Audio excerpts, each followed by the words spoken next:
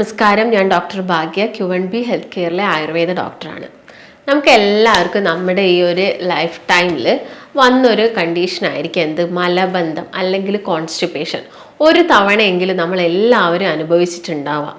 ആ ഒരു സമയത്ത് നമുക്കുണ്ടായ ഇറിറ്റേഷൻ അല്ലെങ്കിൽ അസ്വസ്ഥത എന്നൊക്കെ പറയുന്നത് നമുക്ക് മാത്രം മനസ്സിലാക്കാൻ പറ്റുന്ന ഒരു കാര്യമാണ്. അപ്പം നമ്മൾ വിചാരിക്കും, ഞാൻ ഭക്ഷണം തെറ്റിച്ചത് കൊണ്ടാണല്ലോ വന്നത്, അല്ലെങ്കിൽ എനിക്ക് കുറച്ചധികം വെള്ളം കുടിക്കാമായിരുന്നു എന്നുള്ള തോന്നലുകളൊക്കെ ആ ഒരു സമയത്ത് നമുക്ക് എല്ലാവർക്കും വന്നിട്ടുണ്ടാവും. ഇപ്പം ചെറിയ കുട്ടികളെ വരെ എടുത്ത് നോക്കുകയാണെങ്കിൽ പ്രസവിച്ച് കഴിഞ്ഞ് കുറച്ച് കഴിഞ്ഞ് അവർ പാലൊക്കെ കുടിച്ച് തുടങ്ങി കുറച്ച് ദിവസങ്ങളൊക്കെ കഴിയുന്ന സമയത്ത് അവരിലും നമ്മൾ കണ്ടുവരാറുണ്ട് ഈ മലബന്ധം എന്ന് പറഞ്ഞൊരു പ്രശ്നം.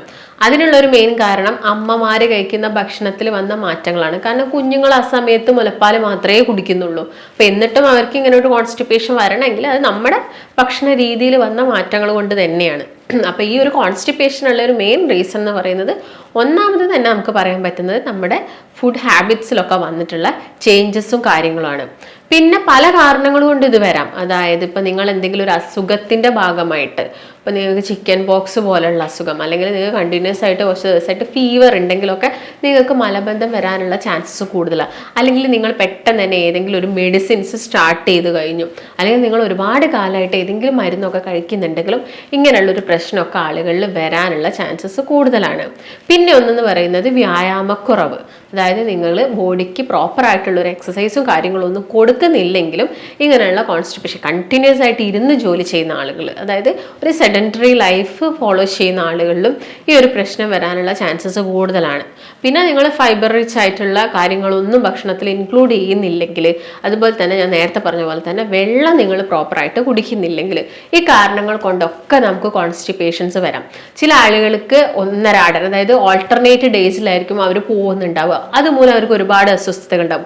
1, 2, 3 ദിവസമായിട്ട് നിങ്ങൾക്ക് വയറ്റൊന്നും പോകുന്നില്ലെങ്കിൽ നിങ്ങൾ നിർബന്ധമായിട്ടും ഒരു ഡോക്ടറുടെ നിർദ്ദേശം എന്താണെങ്കിലും എടുക്കേണ്ടതാണ്. കാരണം നമുക്കറിയാം, ഒരു ദിവസം നമ്മളൊന്ന് ബാത്റൂമിൽ പോയിട്ടില്ലെങ്കിൽ നമുക്ക് ആ ഒരു ദിവസം കംപ്ലീറ്റ് ആയിട്ട് പോയ പോലെയാണ്. അതായത് നിങ്ങളിപ്പോൾ നോർമലി നമുക്കറിയാം, നമ്മുടെ ബോഡിയിൽ നമ്മുടെ എല്ലാ കാര്യങ്ങളും നിയന്ത്രിക്കുന്നത് ബയോളജിക്കൽ ക്ലോക്കാണ്. അതായത് നിങ്ങൾ ഉറങ്ങുന്നതും നിങ്ങൾ കൃത്യസമയത്ത് എഴുന്നേൽക്കുന്നതും പിന്നെ നമ്മുടെ പ്രഭാത കർമ്മങ്ങളൊക്കെ ചെയ്യുന്നതൊക്കെ നമ്മുടെ ബയോളജിക്കൽ ക്ലോക്കിന്റെ സഹായത്തോടു കൂടിയാണ്.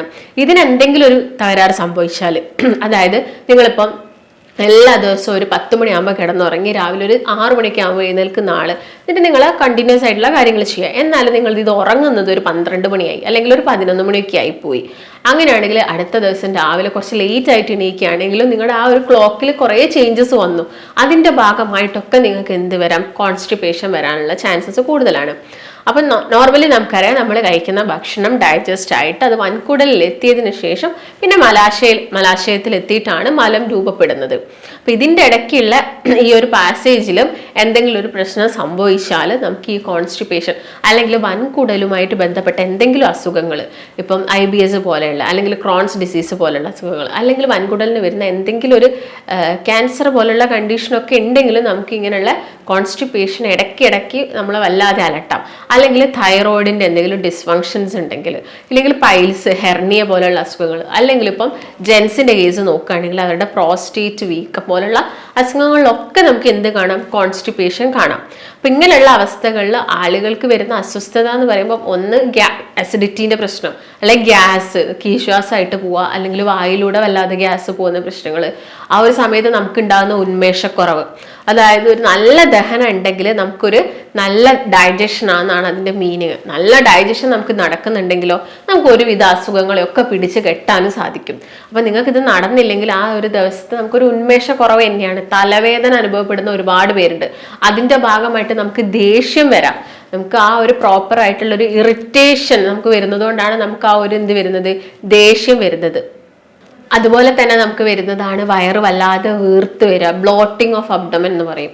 അതുപോലെ തന്നെ നമുക്ക് സ്കിൻ കംപ്ലയിൻസ്. ഇപ്പം നിങ്ങളൊരു സ്കിൻ കണ്ടീഷനുമായിട്ട് ഏതെങ്കിലും ഒരു ഡോക്ടേഴ്സിൻ്റെ അടുത്ത് പോകുന്ന സമയത്ത് അവർ ചോദിക്കുന്നത്, അല്ലെങ്കിൽ എല്ലാ അസുഖം ഉണ്ടെങ്കിലും ഡോക്ടർ നമ്മളോട് ചോദിക്കുന്ന ഒരു കാര്യമാണ്, നിങ്ങളുടെ വയറ് ഓക്കെയാണ്, അല്ലെങ്കിൽ നിങ്ങൾ വയറ്റുനിന്ന് കറക്റ്റ് എല്ലാ ദിവസവും പോകുന്നുണ്ടോ എന്നൊക്കെ അവർ ചോദിക്കുന്നുണ്ട്.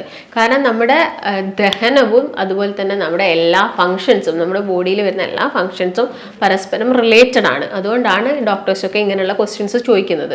അതുപോലെ തന്നെ ഞാൻ നേരത്തെ പറഞ്ഞു, വല്ലാത്ത തലവേദനയൊക്കെ ആളുകളിൽ വരുന്നുണ്ട്. അപ്പം ഇങ്ങനെയുള്ള ഒരു അവസ്ഥ നമ്മൾ തന്നെയാണ് ക്രിയേറ്റ് ചെയ്യുന്നത്. അപ്പോൾ ഇതൊക്കെ നമ്മൾ എന്ത് ചെയ്യണം, മാക്സിമം കുറച്ചുകൊണ്ട് വരണമെങ്കിൽ ആദ്യം തന്നെ നമ്മുടെ ഭക്ഷണ ക്രമീകരണം ശ്രദ്ധിക്കണം.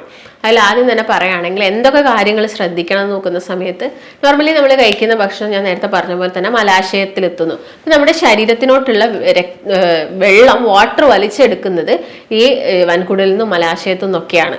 അപ്പം അതാണ് നമ്മുടെ രക്തത്തിൽ വാട്ടർ മെയിൻറ്റെയിൻ ചെയ്യാൻ വേണ്ടിയിട്ട് ഹെൽപ്പ് ചെയ്യുന്നത്. അപ്പം നിങ്ങൾ പ്രോപ്പറായിട്ട് വെള്ളം കുടിക്കുന്നില്ല, അല്ലെങ്കിൽ നിങ്ങൾക്കിപ്പം ആ ഒരു ടോയ്ലറ്റിൽ പോകാൻ തോന്നിയ സമയത്ത് നിങ്ങൾ പോവാതെ പിടിച്ചൊക്കെ നിൽക്കുന്ന സമയത്ത് ഈ വാട്ടർ ഇങ്ങനെ നമ്മുടെ ബോഡിയിലോട്ട് അബ്സോർബ് ആയി പോയിട്ട് ഈ ഫീക്കൽ മാറ്റർ അല്ലെങ്കിൽ മലം കൂടുതലായിട്ട് എന്തായി പോകുന്നത്, ഡ്രൈ ആയി പോവുകയാണ് ചെയ്യുക. അപ്പം നിങ്ങൾക്ക് എപ്പോഴൊക്കെയാണോ തോന്നുന്നത് ആ സമയത്ത് തന്നെ ടോയ്ലറ്റിൽ പോകാൻ വേണ്ടി നോക്കുക. അതുപോലെ തന്നെ നന്നായിട്ട് വെള്ളം കുടിക്കുക. ഒരു 8 മുതൽ 10 ഗ്ലാസ് വെള്ളം കുടിക്കണം. അതുപോലെ തന്നെ നമ്മുടെ ബോഡി വെയിറ്റ് എത്രയാണ്, ഒരു 25 kgക്ക് 1 ലിറ്റർ വെള്ളം എന്നുള്ള കണക്കാണ്. അപ്പം നിങ്ങൾ നോക്കുക, ഇങ്ങനെ വിയർക്കുന്നുണ്ടോ, നല്ല രീതിയിൽ വിയർത്ത് പോകുന്നുണ്ടെങ്കിൽ കുറച്ചധികം വെള്ളം കുടിക്കാൻ വേണ്ടിയിട്ട് ശ്രദ്ധിക്കുക. അതുപോലെ തന്നെ നാരുകൾ അടങ്ങിയ ഫുഡ് എന്ന് പറയുന്ന സമയത്ത് ഇപ്പോൾ ഫ്രൂട്ട്സിലാണെങ്കിലും നാരുകൾ അടങ്ങിയ ഫ്രൂട്ട്സ് ഒരുപാടുണ്ട്. ഇപ്പം ആപ്പിളും ആയിക്കോട്ടെ, പേരക്ക, പപ്പായ, ഇതൊക്കെ നമ്മുടെ മോഷൻ കുറച്ചും കൂടി ലൂസാക്കാൻ വേണ്ടിയിട്ട് ഹെൽപ്പ് ചെയ്യും. കക്കിരിയിൽ ഒരുപാട് വാട്ടർ കണ്ടന്റ് ഉണ്ട്, വാട്ടർ മെലണിൽ വാട്ടർ കണ്ടന്റ് ഉണ്ട്. ഇങ്ങനെയുള്ള ഫ്രൂട്ട്സ് ഒക്കെ നമ്മുടെ ഭക്ഷണത്തിൽ ഇൻക്ലൂഡ് ചെയ്യുക. പൈനാപ്പിൾ ഇൻക്ലൂഡ് ചെയ്യുക. അതുപോലെ തന്നെ സ്വീറ്റ് പൊട്ടറ്റോ നമുക്ക് കഴിക്കാൻ പറ്റുന്നൊരു ഭക്ഷ്യവസ്തുവാണ്, അത് ഇൻക്ലൂഡ് ചെയ്യുക. വെജിറ്റബിൾസും, എല്ലാ വെജിറ്റബിൾസും കഴിക്കുക. ഇലക്കറികൾ കഴിക്കുമ്പോൾ നമുക്കറിയാം കുറച്ചും കൂടി അത് നമ്മുടെ മോഷൻ ലൂസാക്കാൻ വേണ്ടിയിട്ട് ഹെൽപ്പ് ചെയ്യും. അതുപോലെ തന്നെ ഉള്ളി, ചെറിയ ഉള്ളി, സാലഡ്സ് നന്നായിട്ട് നമ്മുടെ ഭക്ഷണത്തിൽ ആഡ് ചെയ്യാൻ വേണ്ടി നോക്കുക. അതുപോലെ തന്നെ ക്യാരറ്റ്, ബീട്രൂട്ട് പോലുള്ള പച്ചക്കറികൾ കഴിക്കുക. വെണ്ടയ്ക്ക നന്നായിട്ട് കഴിക്കുക. ബീൻസ് ഒക്കെ നമ്മുടെ ഭക്ഷണത്തിൽ എല്ലാ ദിവസവും ഇൻക്ലൂഡ് ചെയ്യാൻ വേണ്ടിയിട്ട് ശ്രദ്ധിക്കുക. പിന്നെ കൂടുതലായിട്ടും നോൺ വെജ് ഐറ്റംസ് കഴിക്കുന്ന സമയത്ത് ആളുകളിൽ കോൺസ്റ്റിപ്പേഷൻ വരാറുണ്ട്. പക്ഷെ അങ്ങനെ നമുക്ക് എല്ലാ സമയത്തും നോൺ വെജ് കംപ്ലീറ്റ് ആയിട്ട് അവോയ്ഡ് ചെയ്യാൻ പറ്റത്തില്ല. നമ്മളെ ബോഡി മസിൽ ബിൽഡപ്പിനൊക്കെ നോൺ വെജും പ്രോട്ടീൻസും ഒക്കെ ആവശ്യമാണ്. അപ്പോൾ നിങ്ങൾ എന്ത് ചെയ്യുക, അങ്ങനെയുള്ള സമയത്ത് നന്നായിട്ട് വെള്ളം കുടിക്കുക. വെജിറ്റബിൾസും അതിൻ്റെ കൂടെ തന്നെ ഈക്വൽ എമൗണ്ടിൽ വെജിറ്റബിൾസ്, അല്ലാണ്ട് ഒരുപാട് നോൺ വെജ് കഴിക്കുക, കൂടുതൽ കാർബോഹൈഡ്രേറ്റ്സ് കഴിക്കുക, കുറച്ച് വെജിറ്റബിൾസും സാലഡ്സും എടുക്കുക, അതല്ല. എല്ലാം ഈക്വൽ ആയിട്ടുള്ള എമൗണ്ടിൽ കാർബോഹൈഡ്രേറ്റ്സ് കുറച്ചിട്ട് ബാക്കിയെല്ലാം ഈക്വൽ ആയിട്ടുള്ള ഒരു എമൗണ്ടിൽ നമ്മുടെ ഭക്ഷണത്തിൽ ഇൻക്ലൂഡ് ചെയ്യാൻ വേണ്ടിയിട്ട് ശ്രദ്ധിക്കുക. അതുപോലെ തന്നെ നല്ലൊരു എക്സസൈസ്, നമ്മളെ ബോഡിക്ക് മൂവ്മെൻറ്റ്സ് കൊടുക്കുമ്പോൾ ബവൽ മൂവ്മെൻറ്റ്സ് കുറച്ചും കൂടി ഈസി ആവാൻ വേണ്ടിയിട്ട് ഹെൽപ്പാക്കും. നന്നായിട്ട് ഒരു കിടന്നുറങ്ങുക. 8 മണിക്കൂറൊക്കെ കിടന്നുറങ്ങുമ്പോൾ ഇൻഫ്ലമേഷനും കാര്യങ്ങളൊക്കെ നമ്മുടെ ശരീരത്തിൽ കുറയ്ക്കാൻ വേണ്ടി ഹെൽപ്പാക്കും. അതുപോലെ തന്നെ നിങ്ങൾ ചെയ്യേണ്ടത് എന്തെങ്കിലും യോഗയോ അങ്ങനെയുള്ള കാര്യങ്ങളൊക്കെ നമുക്ക് കുറച്ചും കൂടി പ്രാക്ടീസ് ചെയ്യാം.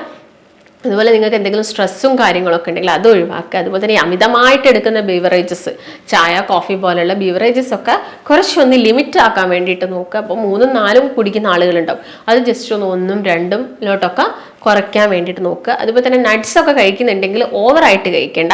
നമുക്ക് വേണ്ട ഒരു 8ഓ 10ഓ നട്ട്സ് ഒരു ദിവസം കഴിക്കുക. ഇപ്പോൾ കാഷ്യൂ നട്ട് ആണെങ്കിലും ബദാം ആണെങ്കിലും ഒക്കെ ആ ഒരു എമൗണ്ടിൽ മാത്രം നമ്മുടെ ഭക്ഷണത്തിൽ ഇൻക്ലൂഡ് ചെയ്യുക. പിന്നെ എല്ലാ ദിവസവും പാല് കുടിക്കുന്ന ആളുകളാണെങ്കിൽ അത് കണ്ടിന്യൂ ചെയ്യുക. കാരണം പാലെന്ന് പറയുന്നത് കുറച്ചും കൂടി ഒരു ലാക്സറ്റീവ് പ്രോപ്പർട്ടി തരുന്നതാണ്.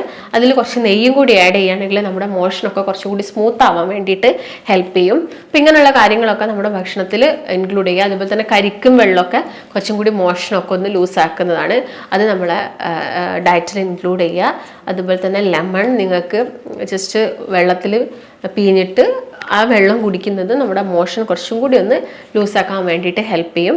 ഈ കാര്യങ്ങളൊക്കെ നിങ്ങൾ ഭക്ഷണത്തിൽ ശ്രദ്ധിക്കുക. അപ്പം ഇതൊക്കെ തന്നെയാണ് കോൺസ്റ്റിപ്പേഷനുള്ള മെയിൻ റീസൺസും അതുപോലെ തന്നെ ശ്രദ്ധിക്കേണ്ട പ്രധാനപ്പെട്ട കാരണങ്ങളും. എന്നിട്ടും നിങ്ങൾക്ക് ഇങ്ങനെയൊക്കെ ചെയ്തിട്ടും നിങ്ങൾക്ക് മാറുന്നില്ലെങ്കിൽ മാത്രം ഒരു ഡോക്ടറുടെ അടുത്ത് പോയിട്ട് എന്ത് റീസൺ കൊണ്ടാണ് ഇത് വന്നത് എന്ന് മനസ്സിലാക്കിയിട്ട് അതിന് പ്രോപ്പറായിട്ടുള്ള മെഡിസിൻസും കാര്യങ്ങളൊക്കെ എടുക്കുക. അപ്പോൾ നിങ്ങൾക്ക് എന്തെങ്കിലും സംശയങ്ങളോ കാര്യങ്ങളോ ഉണ്ടെങ്കിൽ താഴെ കാണുന്ന നമ്പറുമായിട്ട് ബന്ധപ്പെടുക.